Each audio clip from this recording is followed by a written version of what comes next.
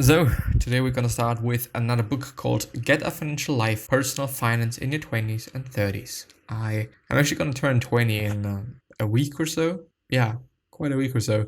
And I found this book and I was searching for personal finance books. And since I don't know, I having a bit of money laying around and I thought about investing it, but I don't know really how and in which way and what I should be investing it. I have a plan, I have something in mind since I went through so many books on finances already, but I definitely need to refresh things. And if you're in the same place as I am, then it is amazing. If you're not, it's still going to be amazing because this book seems to be talking well, communicating well. Anyway, it's about relatively difficult things explained in an easy manner. Like the bank systems or what it is going to be like. I don't know. Yeah. And it is from the alanchang.com site. The alanchang.com site is a pretty amazing site. The summaries have always been amazing, but the problem is some of these summaries are not available in their full length, at least up to this point. So I actually gotta have to check afterwards whether, after I've recorded, whether they have kind of changed it up once again. If it is still like, I don't know, or if it is still like, okay, you have to pay for the whole one, and it always depends on the book and whatnot. Maybe they're just kind of shifting it like every single week. I don't know what they're doing, but it is a bit strange. Anyway, so I want to get the main points of Get a Financial Life in 20 minutes or less. Read the world's #1 book summary of Get a Financial Life by Beth Kobliner here. Read a quick one-page summary, a full summary, or watch video summaries curated by our expert team. Yeah, there is a video summary apparently. There's also a PDF that I've closed now, I guess. No, it's there. Yeah, there's the PDF.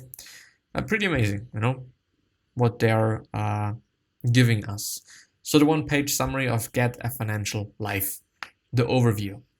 Banks often charge a fee for using other banks' ATMs. You could be paying $3 per transaction, but you might not know because banks don't usually make it clear that they are charging these fees.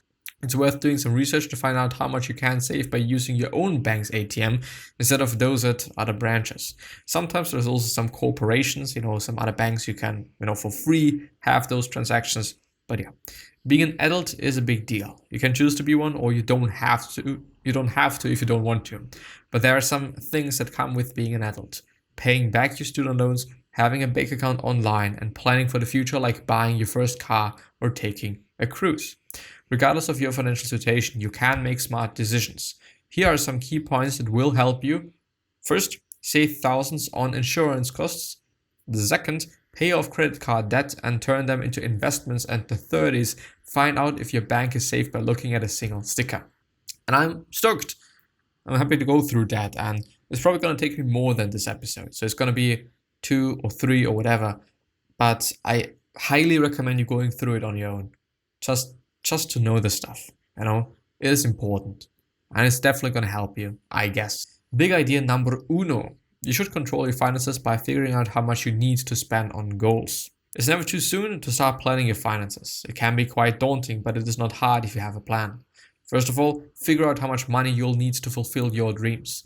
That means figuring out how much something will cost and then putting that amount aside in savings so you don't fall short when the time comes to make a purchase. For example, say you want to buy a car for $30,000. You'll probably need about 10% down, like 3K or 6K, which is what we're focusing on here. Once you've figured out how much money your dream will cost, it's time to start saving for that goal. To do so, you need to figure out where your money goes and what you can cut from the budget. The best way to start saving money is by tracking your spending. This can be done by writing down all your expenses in a notebook or for a month and comparing them with how much you actually use the item or service that you're paying for. For example, perhaps you spend too much on books because some of those books end up being unread, or maybe you pay too much for cable TV when there are cheaper alternatives available. Once you know how much money you have to spend, it's easy to find ways to save. You'll be amazed at how much potential there is for saving, even if you feel like your finances are a mess. Now that we have learned about saving money, it's time to talk about debt, which many people view as more terrifying than getting into a fight with an alligator while wearing boxing gloves and holding onto the back of a speeding motorcycle being driven by someone who just had their wisdom teeth removed without any anesthesia. Yeah, And I can understand that. I mean, that is a really fucked up thing. Big idea number 2. If you have credit card debt, pay it off immediately and negotiate a lower interest rate with your lenders. Are you in debt? If you're, your strategy might be to pay the minimum amount possible and try not to think about it. If that's true, you might want to rethink your approach. Credit card debt is very expensive. For example, say you have 3,500 of credit card debt at 17% interest. You're paying the minimum amount required until you can pay it off completely, but that will take a long time. At this rate, it will be 65 years before you pay off your debt, and by then you'll have paid 11k, of which about 7k is interest, which is fucking nonsensical. Credit card debt is expensive and should be paid off easily or as early as possible. But if you're in a more serious debt when you can't pay your bills, it's important to talk with the bank about your situation. They will likely be willing to help you because they want their money back, obviously. So if you can't do this on your own, you should consider hiring a credit counselor. They'll negotiate with lenders and help borrowers get out of debt. You might also find help from unions in your area. Even though paying off debt can be a challenge, if there's any way to do it, you should prioritize doing so. Next, we will explore how to go about paying off your debt. Big idea number 3, save your money to pay off debt, refinance loans, and pay bills on time. In addition to talking to your lenders, there are 3 things you can do that will help you manage your debt. First, if you have any savings at all, the best way to reinvest them is by paying down your debt. This should be a no-brainer since credit card and car loan interest rates are high. If you compare the returns from investing in stocks to what you can get on a loan, it's obvious which one is better. If your car costs 30k and the interest rate is 17%, then you need to find an investment that will return at least 5,500 per year just to make it worth paying off the loan instead of keeping up with payments. That is hard to do because good investments are few and far between. In other words, that tends to cost more than most people think they will ever earn in their investments. Another strategy is to transfer debts with high interest rates to debts with lower rates. This is a process known as refinancing, and it is often a good idea since you'll get a lower rate of interest, say 8% instead of 18%. By doing this, you will reduce the cost of your debt. If you're having trouble paying off debt, just apply for a new credit card. This will allow you to pay off your previous creditor with the money borrowed from your new loan. And the chances are pretty good that the interest rate from the new loan is lower, which is then a fucking amazing thing. So always pay your debts on time because it's not difficult for lenders to see if you're a reliable debitor. If they find out that you're late, they'll protect themselves by charging higher interest rates or denying opportunities. But that isn't everything. So we'll look at the worlds of banks next and how to choose one that's right for you. So big idea number 4. When choosing a bank, you should choose one that offers online banking and has ATMs close by. I think online banking is available for every bank, isn't it? Anyway. Many people choose a bank because it's local or because their parents use it. However, that is not the best criteria for choosing a bank. Instead, you should first make sure that the bank insures your money in case something happens to it, which most banks do by backing up deposits with federal insurance policies. The Federal Deposit Insurance Corporation, which is the FDIC, guarantees that your money is safe. To find out if you have FDIC coverage, visit the FDIC website, which I think applies for people living in the United States. I'm not from the United States. It's not going to apply for me, probably. But maybe there's something similar in my country as well. So I might look that up and also check whether my money is insured. You should also look for a bank that has online banking and ATMs nearby. This is because online banking lets you easily manage your finances at any time, but it also allows you to keep track of all your account activity. Checking transactions weekly helps you determine how much money you can spend, as well as spotting errors. If you deposit $500 into an empty account, but then your insurance company accidentally charges you $800 instead of $400, and now you're in debt by $300, if this happens to a person who doesn't pay attention to their transactions, they might never discover the mistake, which is fucked up. When choosing a bank, you should also look at the distribution of its ATMs. That way you can withdraw money from your bank's ATMs without paying fees. However, you may not want to just deposit your money in a bank account and would rather invest it. There are investment experts who can help you with that. So big idea number 5, if you want to diversify your investments, go with mutual funds. On the other hand, there's index funds, ETFs, which I am an advocate of and have quite always been because I've heard good things from them. I've not invested in them and so on, but just to have it said. If you follow one rule only for investing, it should be don't put all your eggs in one basket. This will help to diversify your investments. You can do this with mutual funds. A mutual fund is a pool of money from many investors, which are then invested in different securities. The small investments made by each investor will be varied to avoid risks and maximize investment profits. It's important to spread your money across a number of stocks in order to avoid losing everything in one company fails. If one company fails. Mutual funds are a good investment. You can buy shares in them all kinds of places like brokerage firms, banks, and mutual fund companies. However, the best option is to go through a mutual fund company because they offer low fees and don't require high minimum investments. So when you invest in a mutual fund, you get money from your paycheck. So you get money from your paycheck and put it into the fund. You can also move that money around to different funds at any time.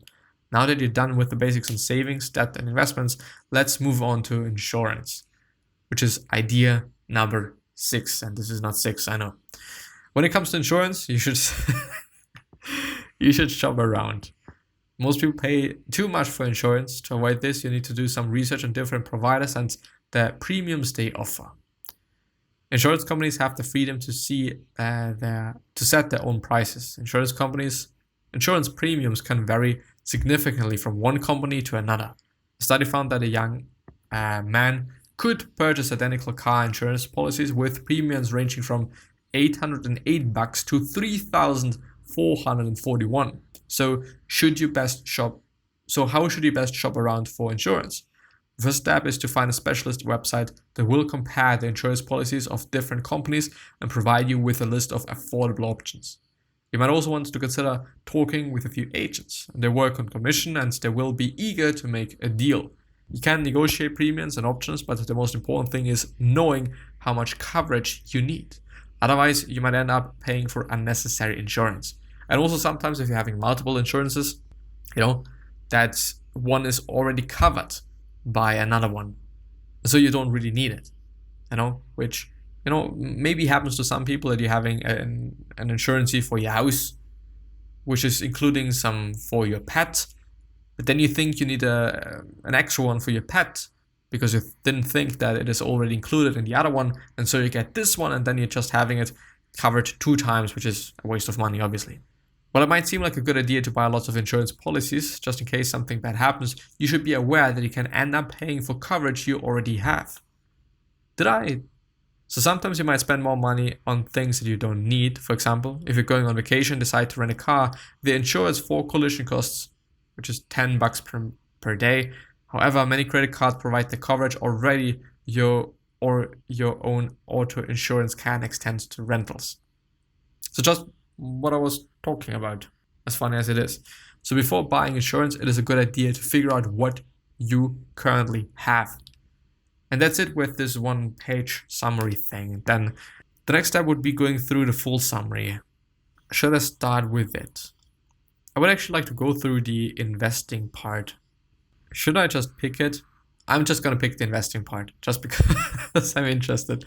Investing wisely.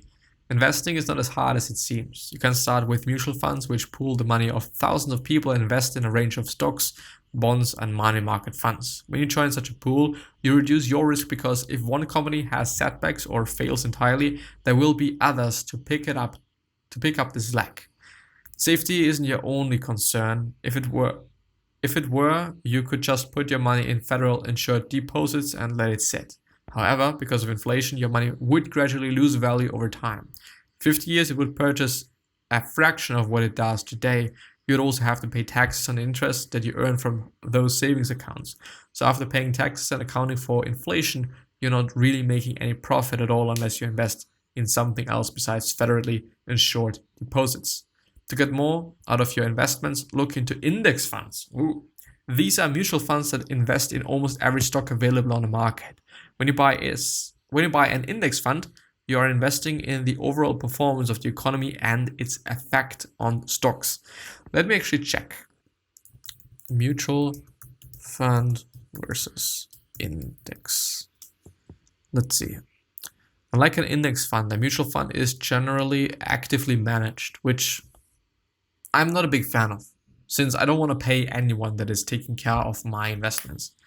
Like, I want to do it myself, since, of course, I can kind of be sure that this person is doing his best job or her best job to make sure that I'm making my money, because there is a fee for this person. And so the more money I make, the more money this person makes. But on the other hand, there is some money lost for me. With fund managers picking investments and profiting off shareholder fees. Generally, mutual funds are fairly diverse between stocks, bonds, and other securities, making them generally less risky than investing in individual stocks and bonds. Is the index fund better than mutual funds? Seek market average returns while active mutual funds try to outperform the market, which may or may not, work. But yeah, active mutual funds typically have higher fees than index funds.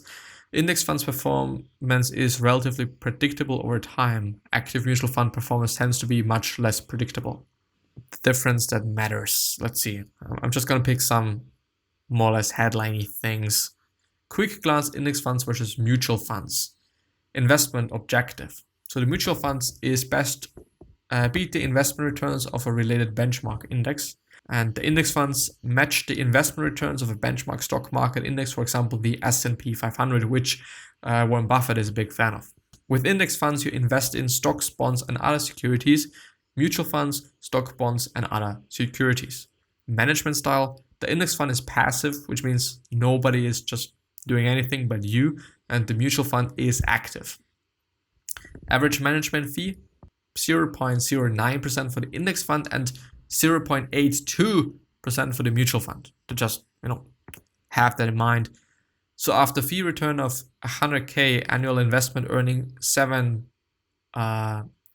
average annual return over 30 years, it's going to be 99K for an index fund and 86K for a mutual fund. So the amount lost in fees over 30 years is around $2,000 for the index fund and 15K on the mutual fund. So, something to think about and something to have in mind, Index funds have become known and celebrated for their low investment costs. Yeah, there you have it. And the next time we're going to go through the other stuff. I'm probably going to go through the investing wisely part once again, but anyway. I hope that I've been able to share some things that are of value to you and also gave you some ideas in terms of, okay, I could research that, I could research this, I could do whatever. And yeah, hope you're going to see you the next time. Please take care of yourself, your family members, and all of your loved ones. And please remember that you are amazing. Gonna see you the next time. Bye-bye.